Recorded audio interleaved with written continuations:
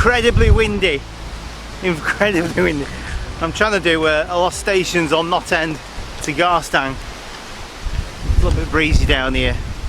But what I am doing is I'm trying to find where the railway line, the siding came off towards the salt marshes from Knott End Station, which was built, I think, 1910. This is the golf course just behind me here. You can walk across that where I've come from the promenade. You have to be careful though with golf balls whizzing past your head.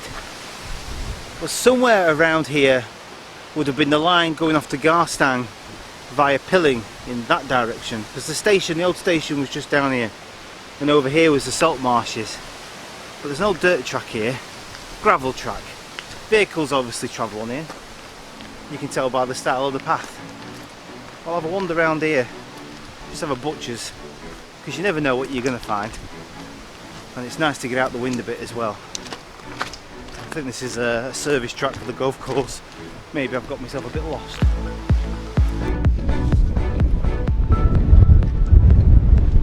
I'm a little bit lost, not too sure where I'm going. Dead ends, lots of bungalows, very pretty around here. But I look at street names as well. Street names sometimes give you an indication of where you're at. Marsh Lane, Marsh Road, Salt Marsh Cottage. But Quail Home Road, not too sure if that's the right direction I'm going. Certainly burn some calories doing this, don't you? Right, I think I found my way back to the car. That wasn't very productive. I seem to have done a big circle. I'm not seeing any evidence of a railway line here. I'll find somewhere a little bit quieter to try and do the video itself. Yeah, it's a little bit breezy for me, if you don't mind me saying so, and I can't record anything, you won't be able to hear anything. So I'm abandoning Knott End, I'm sad to say, because I wanted to do some good photos of the area.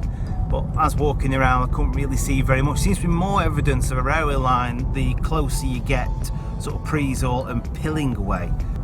As with the old station at Knott End, the station building isn't there anymore. It's now a cafe, and the cafe building doesn't look like it was built for a railway line, if you ask me. And as regards the salt marsh and the sidings that were running off, again, there's nothing to see here. Right, so as you're going back to Blackpool and you're heading towards Preesall, you go over a mound. Now the savvy sorts amongst us all will know that it's either canal or a railway line, and to many others that there could possibly be an old track bed here, maybe now a path to where the station used to be. My mum always said, she'll wash them first, she'll end up with tummy ache. I never listened to her. If I brought a box with me, taking some of them home. Right, here we are. Found some wooden steps. I doubt very much that they're original of the railway line. I have looked on the old maps, and this is where the line ran through. And somewhere around here, around this green mess, as it were, was the railway station. There is some units on the other side, which I'll have a butcher's at in a minute. I've read on the Google that there is a path that comes along here. It's about a few miles long or a mile long, I'll have to double check, at Preesall, walking towards Knott End. I think there's one that's going the other way towards Pilling as well. If you're coming on this way, bring some boots. It's not too bad at the moment, but I can imagine this can get quite messy and muddy. But I'll have a little walk down here, see if I can see anything. I don't want to go too far off the beaten track, but what I am looking for is evidence of an old railway line. Now, bear in mind, this railway line wasn't that used much and shut early, so I doubt very much that I'll see anything. But wouldn't it be great if I did? Oh, hang on. Is that an old railway fence? It took them about 5.5 years to build the railway line from Garstang to Pilling to start with, which just fell short of Knott End. And it was a single line track from Garstang, which is nestled on the West Coast main line, across what is only described as desolate peat bogged land. Still, much of it hasn't changed today. And a lot of it now has been reclaimed by farming, which is a lot better than industrial units and new houses being built. Oh, clover. My mum always said you could eat clover as well. I think you're supposed to wash it first in case a dog has been past. The cost back then to build the line, £150,000. And if you think about a 5-mile line that costs £150,000, which is double the amount of money it costs to build the viaducts on the Stainmore line. If you didn't see that vlog, check the little link above. 77 grand, I think, for 3 viaducts. So you can get an idea of the costs it would have cost.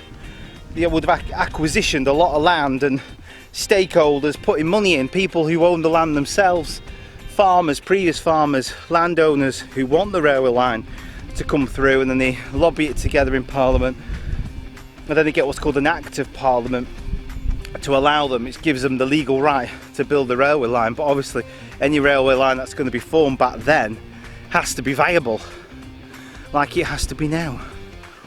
It was open to both passengers and goods services. If I've got my dates right, my memory's poor, I need to eat more blackberries.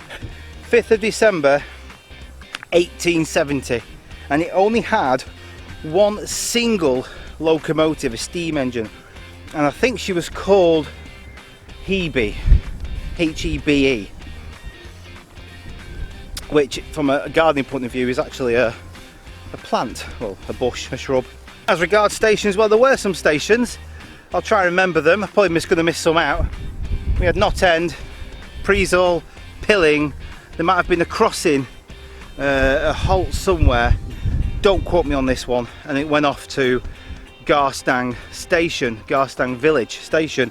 But one special thing about this line when it was up and running is you could flag a train down. So you could be anywhere along this line. You could be stood here waiting for the train, flag it down, and it'd stop for you. That's lovely, isn't it? The dream to start building this line started in December 1863, and on the prospectus, which they had to put down people who were going to be responsible and interested, this is a prospectus, goes off to London so they can tell the government all about it, with 6 names. I've got the paper here.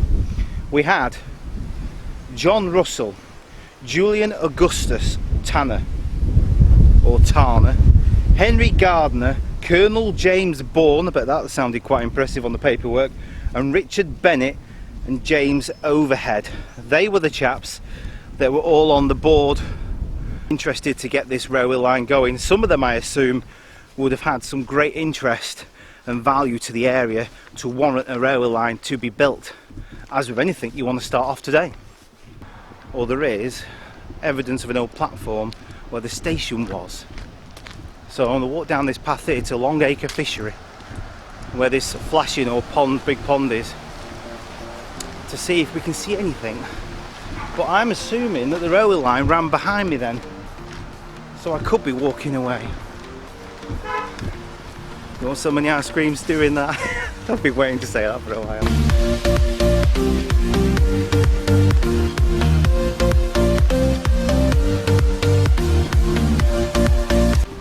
So what I can gather, we've got the fisheries over there, the little lake where people can fish.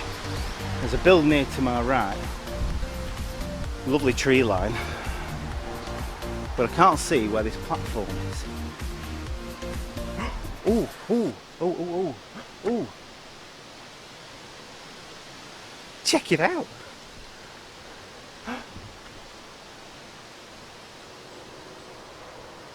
That's the old platform.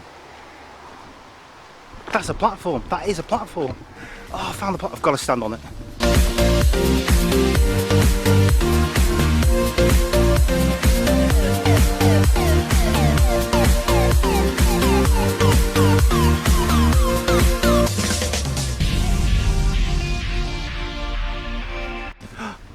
So which way did the line come then?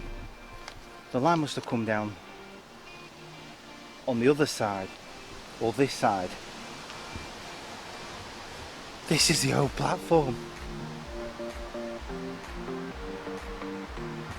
I've got to at least sit on it.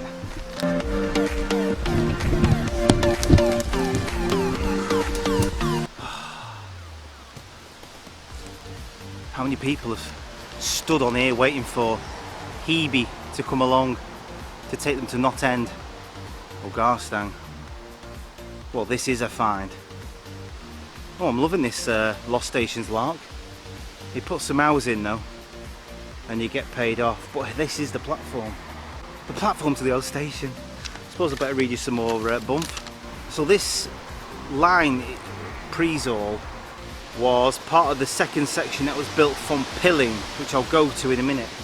So from Pilling, it cost them £60,000 to build the line to Knott End from Pilling. It was done in two parts, and the company was separate to the Pilling to Garstang Railway, or Garstang to Pilling Railway.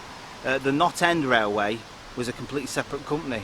This was given permission by an Act of Parliament in 1864. It was based on goodwilling and energetic enthusiasm, as with many lines across the country, to be able to build it. But unfortunately, the line itself didn't work out to be the dream that they wanted it to be. I'm so happy I found the platform.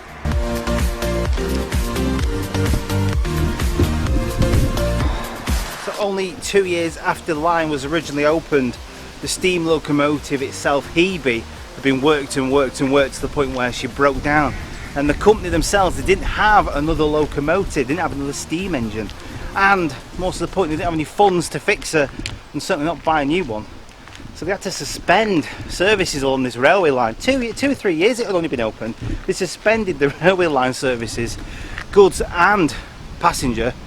And if you wanted to get on the rails then, there was a halt and cart service. That's not very good for PR, especially for morale and all the energy and excitement of opening the line. 21, 22, 24, 25, 28, 59, 60, 63. On the grand scheme of things, that is a very short platform, 63 steps, Nodrog steps. Mustn't be very big trains, which it wouldn't be really in fairness, because it's not exactly a busy branch line compared to others. But I'm pleased as punch that I found that.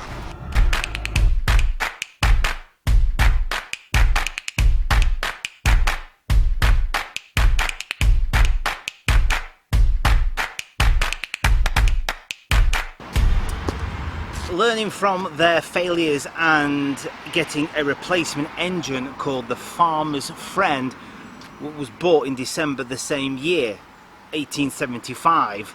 The engine adopted the name locally as the Pilling Pig on the account of the squeal that the brakes made when it came to a stop. In railway terms, Knott End was a tad late for the party before they saw a station being built in 1898, when the separate Knott End Railway, or the KER company, was incorporated to extend the line 4.5 miles from Pilling here to Knott End, which opened on the 29th of July 1908. In 1923, the KER took over the Garstang and Knot-End Railway, which was the smallest constituent of the London, Midland and Scottish Railway.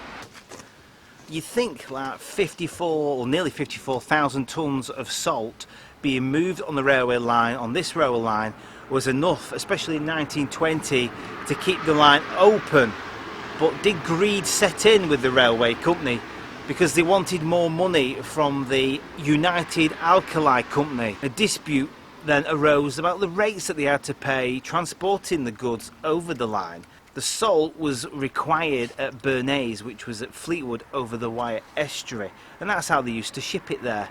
But because there was a dispute about the rates and how much that they wanted to pay, the United Alkali Company said no, and they built a pipeline from the salt mines all the way to Bernays in Fleetwood. So building the brine pipeline under the River Wyre to the United Alkali's Bernays plant was a severe blow to the railway, causing it to close to passengers on the 29th of March 1930. The line continued to be used for general goods until November the 13th, 1950, and the whole section was eventually closed to the Garstang town around the 16th of August 1965.